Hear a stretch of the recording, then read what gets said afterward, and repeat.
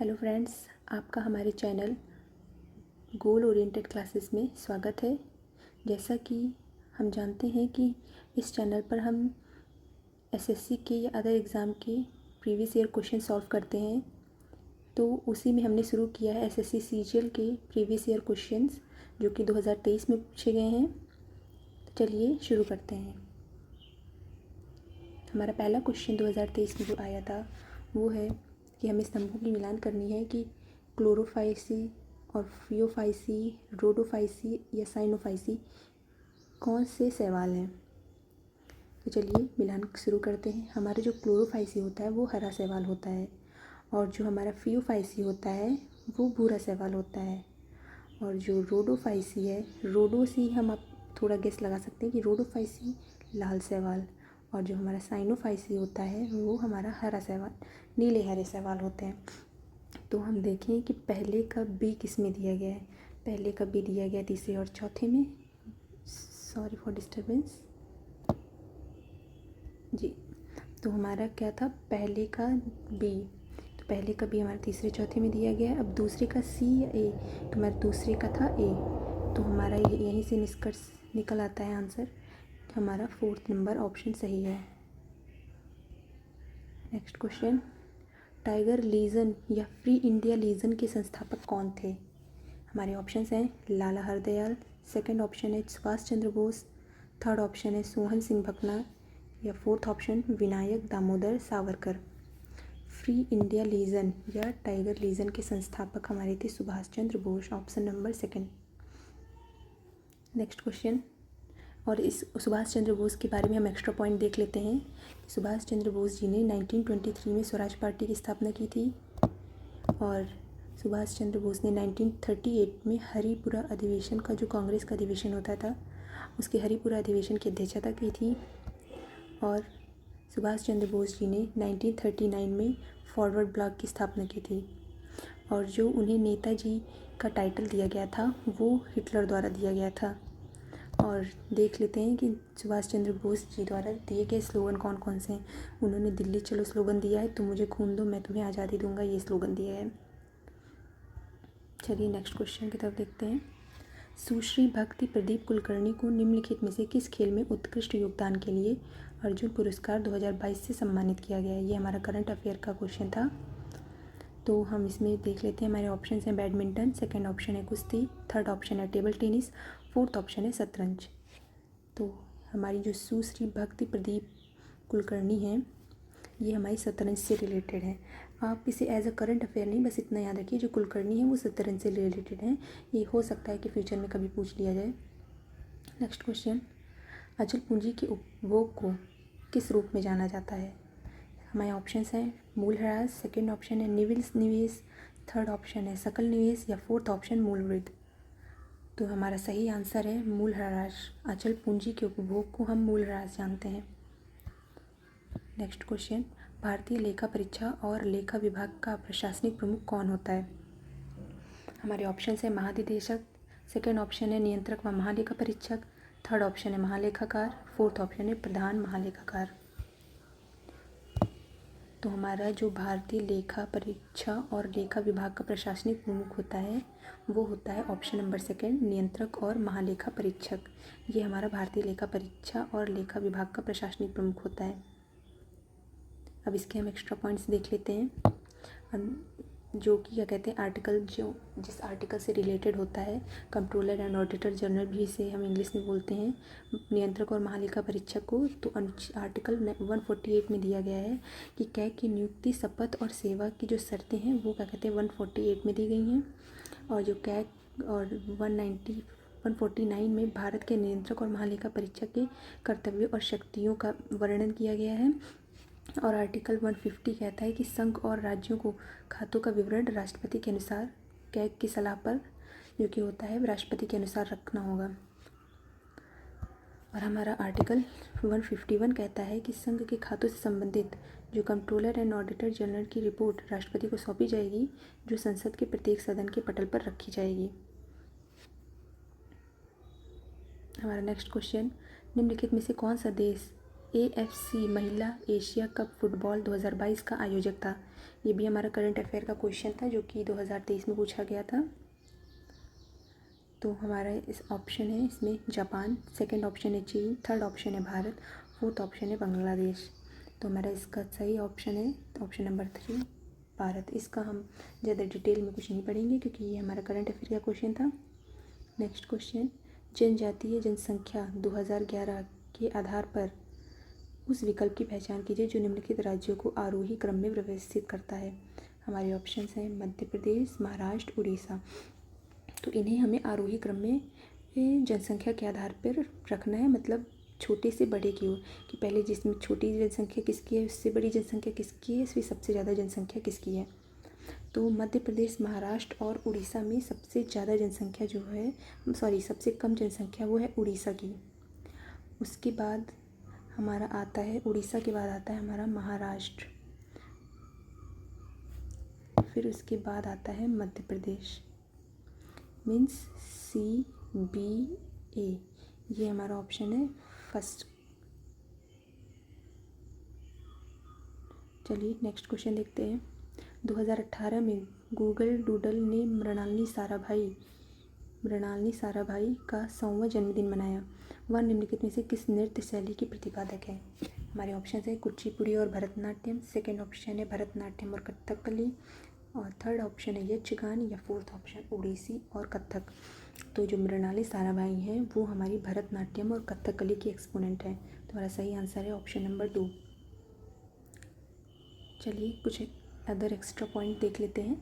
जो भरतनाट्यम के कुछ और एक्सपोनेंट जो इम्पॉर्टेंट हैं, जो SSC में बार बार पूछे जाते हैं, वो देख लेते हैं। हमारी जो रुक्मणी अरुंडेल हैं, और मृणालिनी साराभाई हैं, मल्लिका साराभाई हैं, यामिनी कृष्णमूर्ति हैं, सोनल मानसिंह हैं और पद्मा सुब्रमण्यम।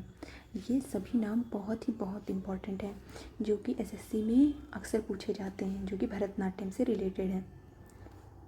नेक्स्ट क्वेश्चन, निम्नलिखित में से कौन सा संगीतकार संगीत वाद्य यंत्र सितार पर अपनी महारत के लिए लोकप्रिय है। हमारे ऑप्शन है विलायत खान, सेकंड ऑप्शन है अमजद अली खान, थर्ड ऑप्शन है बहादुर खान, या फोर्थ ऑप्शन अली अकबर खान। तो हमारा सही ऑप्शन है ऑप्शन नंबर 1 विलायत खान, जो कि हमारे सितार वाद्य यंत्र से रिलेटेड है। इसके हम एक्स्ट्रा इम्पॉर्टेंट पॉइंट देख लेते हैं कि सितार वादक और कौन कौन है। हमने देख लिया विलायत खान सितार वादक हैं, पंडित रविशंकर भी बहुत इम्पॉर्टेंट हैं जो कि इसके वादक हैं।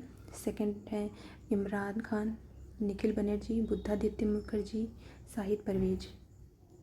सितार वादक के रूप में ये सभी अक्सर पूछे जाते हैं, तो आप इन्हें ज़रूर ध्यान में रखें। नेक्स्ट क्वेश्चन, एक प्रजनन रणनीति का नाम बताइए जिसमें परजीवी एक ही प्रजाति या विभिन्न प्रजातियों के अन्य जीवों की देखभाल के लाभ उठाते हैं जिससे वे अपने बच्चों को पाल सकें। हमारे ऑप्शन है क्लेप्टो परजीविता, सेकंड ऑप्शन है प्रतिस्पर्धी परजीविता, थर्ड ऑप्शन है लैंगिक परजीविता, या फोर्थ ऑप्शन है शाव परजीविता। तो हमारा सही ऑप्शन ऑप्शन नंबर 4 शाव परजीविता, जो कि क्या कहते हैं एक प्रजनन की रणनीति है जिसमें परजीवी एक ही प्रजाति या भिन्न प्रजातियों के अन्य जीवों की देखभाल का लाभ उठाते हैं। नेक्स्ट क्वेश्चन, ब्रह्मांड की स्थिर अवस्था की संकल्पना के बारे में निम्नलिखित में से किस वैज्ञानिक ने विचार किया था। हमारे ऑप्शंस हैं हैरोल्ड जेफरी, सेकेंड ऑप्शन है एडविन हबल, थर्ड ऑप्शन है पियरे साइमन लाप्लास, और फोर्थ ऑप्शन है फ्रेड हॉयल। तो हमारा सही option option number 4 Fred Hoyle, ब्रह्मांड की स्थिर अवस्था की संकल्पना दी थी इन्होंने। नेक्स्ट क्वेश्चन, वैदिक आर्य सप्त सिंधु नामक क्षेत्र में रहते थे जिसका अर्थ है 7 नदियों द्वारा अपवाहित क्षेत्र। 7 नदियों में से एक झेलम नदी है, इसका प्राचीन नाम क्या है। तो हम झेलम का प्राचीन नाम है Vitasta, option number 4। Next question, अक्टूबर 2021 में 19 वर्षीय ने विश्व कुश्ती चैंपियनशिप में रजत पदक जीता था। ये भी हमारा करंट अफेयर से क्वेश्चन है जो कि इतना इम्पॉर्टेंट नहीं है, पर देख लेते हैं। हमारे ऑप्शन है सोनम मलिक, सेकंड ऑप्शन है सीमा बिस्ला, थर्ड ऑप्शन है अंशु मलिक, या फोर्थ ऑप्शन है संजू देव। तो हमारे इसका सही आंसर है अंशु मलिक, जो कि 19 वर्षीय हैं जिन्होंने विश्व कुश्ती चैंपियनशिप में रजत पदक जीता था 2021 में। नेक्स्ट क्वेश्चन, भारत में अंग्रेजों द्वारा शुरू की गई राजस्व संग्रह की रैयतवाड़ी व्यवस्था किस सिद्धांत पर आधारित थी? हमारे ऑप्शन है माल्थस के लगान सिद्धांत पर, स्मिथ के लगान सिद्धांत पर, रिकॉर्ड के लगान सिद्धांत पर, मार्क्स के लगान सिद्धांत पर। तो हमारा सही ऑप्शन है रिकॉर्ड के लगान के आधार पर। देखिए इसमें रिकॉर्ड हिंदी में लिखा है, बल्कि ऑप्शन एक हिसाब से अगर हम इसका सही प्रोनाउंसिएशन करें तो ये हो रिकॉर्डियन। चलिए नेक्स्ट क्वेश्चन देखते हैं। प्राथमिक, माध्यमिक और तृतीयक देखभाल सेवाओं पर ध्यान देने के साथ देश भर में स्वास्थ्य देखभाल के बुनियादी ढांचे को मजबूत करने के लिए शुरू की गई सबसे बड़ी अखिल भारतीय योजना निम्नलिखित में से कौन सी है? हमारा फर्स्ट ऑप्शन है लक्ष्य, सेकंड ऑप्शन है PMMI, सेकंड ऑप्शन है PM भीम, फोर्थ ऑप्शन है AB PM जय। तो हमारा सही ऑप्शन है PM अभीम। Next question, NITI Aayog द्वारा तैयार किए गए और नवंबर 2021 में जारी किए गए पहले बहुआयामी गरीबी सूचकांक MPI के अनुसार निम्नलिखित में से कौन सा राज्य सबसे गरीब राज्य के रूप में उभरा है? हमारे ऑप्शन हैं उत्तर प्रदेश, सेकंड ऑप्शन है बिहार, थर्ड ऑप्शन है मिजोरम, फोर्थ ऑप्शन है मध्य प्रदेश। आप इसका आंसर अगर कॉमन सेंस से लगाते ऑप्शन के अकॉर्डिंग तो भी लगा सकते थे। इसका सही आंसर था option number second Bihar. Next question, Bharatanatyam दक्षिण भारत के धार्मिक विषयों और किस धर्म के आध्यात्मिक विचारों को व्यक्त करता है? हमारे ऑप्शन है जैन धर्म, सेकंड ऑप्शन है शैव धर्म, थर्ड ऑप्शन है सूफीवाद या फोर्थ ऑप्शन है बुद्ध धर्म। तो हमारे जो भरतनाट्यम दक्षिण भारत के धर्म विषयों और शैव धर्म के आध्यात्मिक विचारों को व्यक्त करता है। नेक्स्ट क्वेश्चन, निम्नलिखित में से कौन सा त्यौहार टाई ऑफ प्रोटेक्शन शब्द से जुड़ा है? हमारे ऑप्शन हैं रक्षाबंधन, सेकंड ऑप्शन है करवा चौथ, थर्ड ऑप्शन है छठ पूजा, फोर्थ ऑप्शन है बैसाख। अगर किसी ने इसमें थोड़ा कॉमन सेंस यूज़ किया होगा तो भी आ जाएगा आंसर। टाई ऑफ प्रोटेक्शन मतलब प्रोटेक्शन के लिए बांधना, तो ये हमारा होता है रक्षाबंधन। नेक्स्ट क्वेश्चन, भारतीय संविधान के निम्नलिखित में से कौन से अनुच्छेद नागरिकता से संबंधित है? हमारे ऑप्शन है आर्टिकल 5 to 11, सेकंड ऑप्शन है आर्टिकल 2 से 4, थर्ड ऑप्शन है आर्टिकल 25 से 31 या फोर्थ ऑप्शन आर्टिकल 15 से 21। तो हम जानते हैं जो हमारा नागरिकता से रिलेटेड आर्टिकल है वो आता है 5 to 11 के बीच में। नेक्स्ट क्वेश्चन, एकल के लिए बैडमिंटन कोर्ट की लंबाई कितनी होती है? हमारे ऑप्शन हैं 13.55, सेकंड ऑप्शन है 13.40 से, थर्ड ऑप्शन है 13.44 या फोर्थ ऑप्शन है 14। तो इसके ऑप्शन बहुत ही नियर हैं, तो इसलिए जिसको ये एग्जैक्ट आंसर पता होगा वही लगा पाएगा। तो हमारी जो एकल के लिए बैडमिंटन कोर्ट की लंबाई होती है वो होती है 13.40। नेक्स्ट क्वेश्चन, 1901 में विलयनों में रासायनिक गतिकी और परासरणी दाब के नियमों की खोज द्वारा प्रदान की गई असाधारण सेवाओं की पहचान के लिए नोबेल पुरस्कार किसे दिया गया था? हमारे ऑप्शन है हेनरी मोइसान, सेकंड ऑप्शन है Hermann Emil Fischer, third option है Svante August Arrhenius, fourth option है जैकब्स हेनरिक्स वैंटॉफ। तो हमारा इसका सही आंसर है fourth option Jacobus Henricus van't. Next question, निम्नलिखित में से किसका उपयोग लार्ज हैड्रोन कोलाइडर मतलब LHC और MRI स्कैनर तथा NMR स्पेक्ट्रोमीटर में अतिचालक चुंबकों के लिए शीतलन माध्यम के रूप में किया जाता है? हमारे ऑप्शंस हैं क्लोरीन, सेकंड ऑप्शन है नियॉन, थर्ड ऑप्शन है हीलियम, फोर्थ ऑप्शन है आर्गन। तो हमारा सही ऑप्शन है ऑप्शन नंबर थर्ड, हीलियम का उपयोग लार्ज हैड्रोन कोलाइडर और MRI स्कैनर तथा NMR स्पेक्ट्रोमीटर में अतिचालक चुंबकों के लिए शीतलन माध्यम के रूप में किया जाता है। नेक्स्ट क्वेश्चन, निम्नलिखित में से कौन सा राज्य तापी बेसिन का हिस्सा नहीं है? हमारे ऑप्शन है राजस्थान, सेकंड ऑप्शन है महाराष्ट्र, थर्ड ऑप्शन है गुजरात, फोर्थ ऑप्शन है मध्य प्रदेश। तो हमारी जो तापी बेसिन है वो महाराष्ट्र से भी गुजरती है, गुजरात से भी गुजरती है, मध्य प्रदेश से भी गुजरती है, पर वो राजस्थान से नहीं गुजरती। तो हमारा सही ऑप्शन है राजस्थान, जो कि तापी बेसिन का हिस्सा नहीं है। Next question, second last question, किस औद्योगिक नीति में अति लघु उद्योग इकाई के लिए निवेश सीमा बढ़कर 2 लाख की गई थी? हमारे ऑप्शन है 1980, सेकंड ऑप्शन 1977, थर्ड ऑप्शन है 1991 या फोर्थ ऑप्शन है 1956। तो हमारा सही ऑप्शन है ऑप्शन नंबर 1 1980 में ही निवेश सीमा बढ़कर 2 लाख की गई थी। लास्ट क्वेश्चन हमारा, चोल प्रशासन में गाँव में सदन होती थी जो मुख्य रूप से ब्राह्मणों द्वारा बसाई जाती थी, तो उसे क्या कहते थे? नागरम, सेकंड ऑप्शन है सभा, थर्ड ऑप्शन है उर, या फोर्थ ऑप्शन है खिल। तो चोल प्रशासन में जो गांव सदन होती थी जो मुख्य रूप से ब्राह्मणों द्वारा बसाई गई हो, तो उसे हम सभा कहते थे, और जो कॉमन पीपल की असेंबली होती थी उसे हम उर कहते थे। ये होती थी कॉमन लोगों की, कॉमन पीपल की होती थी। तो चलिए, हमारा आज का सेशन यही ख़त्म होता है।